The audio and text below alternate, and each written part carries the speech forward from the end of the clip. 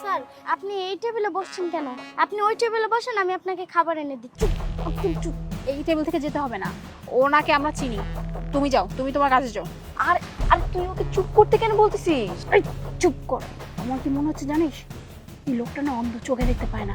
আর দেখ দেখ, পকেট ভর্তি টাকা।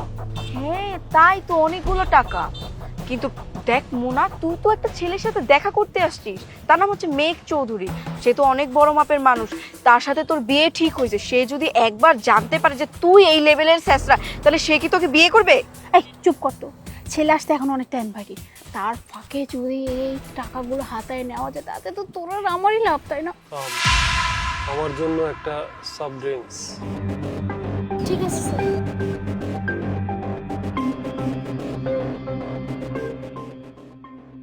এই যে স্যার।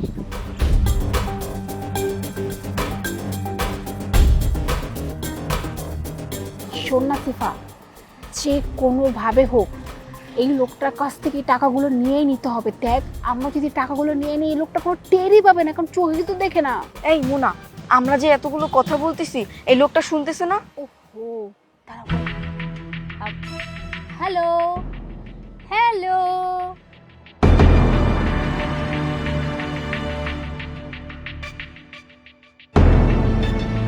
গড, কি রে? হ্যাঁ, একই তো চোখে দেখে না, তার উপর কানেও শোনে না, লালে লাল শাহজালাল পুরা। এই লোকটার কাছ থেকে তো আজকে টাকাগুলো নিয়ে নিতে হবে যেমনি হোক।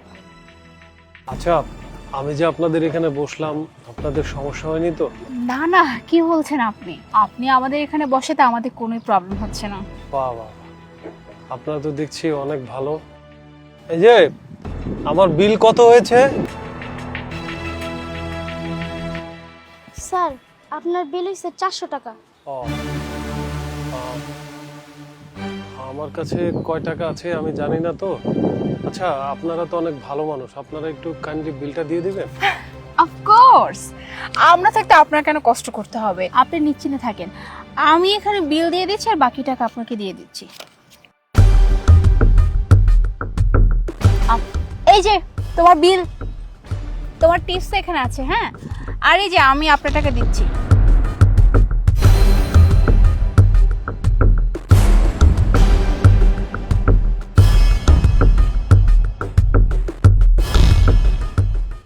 এই যে আপনার বাকি টাকা।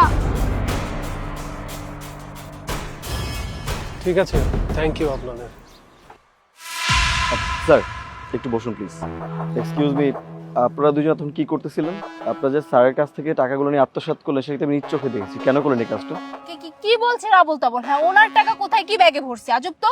দেখুন ম্যাডাম, মিথ্যা বলার চেষ্টা করবেন না। আমি কিন্তু বসে বসে সবকিছুই দেখেছি। আপনারা দুইজন মিলে স্যার যখন টাকা তার পকেট থেকে বের করলো, তখন আপনার তার কাছে টাকা নিয়ে দিচ্ছেন। কেন করেছেন এই কাজটা বলুন তো? এরকম ভালো মানুষের কাজ? এক্সকিউজ মি, আপনার হয়তো কোনো আইডিয়া নেই আমার সম্পর্কে, আমি কে। আর আজকে আমি এখানে কার সাথে দেখা করতে আসছি জানেন? আমার হবু হাজবেন্ড। আর আমার হবু হাজবেন্ডের নাম শুনলে তো আপনার অবস্থা খারাপ হয়ে যাবে। এই শহরের টপ ক্লাস বিজনেসম্যানের মধ্যে একজন, মিস্টার মেঘ চৌধুরী। আর আপনি কি না আমাকে সামান্য টাকার ব্লেম দিচ্ছেন? আরে আমি চাইলে না এরকম লাখ লাখ টাকা আপনার মুখে ফেলে দিতে পারি। আসছে আবার আমাকে চোর বলতে, কত বড় স্পর্ধা! একবার জাস্ট মেঘ আজকে আসুক, তারপর আপনার একদিনকে আমার একদিন দেখে ছাড়বো। এই যে শুনুন, মিথ্যা বলার চেষ্টা করবেন না। আমার এখানে সিসি ক্যামেরা ইনস্টল করা আছে। আপনারা কি কি করেছেন প্রত্যেকটা ফুটেজ না সিসি ক্যামেরা আছে। বাই দ্য ওয়ে, মেঘ চৌধুরী এত বড় একজন মানুষ, এত কোটিপতি একজন মানুষ, আপনার তো লজ্জা থাকা উচিত। এত বড় একটা কোটিপতির সাথে বিয়ে হচ্ছে, আর আপনি কিনা সামান্য 500 টাকা চুরি করতেছেন। দেখুন, CC camera is my foot. আপনার সিসি ক্যামেরা কি দেখা গেছে কি দেখা যায় না, এতে আমার কিচ্ছু যায় আসে না।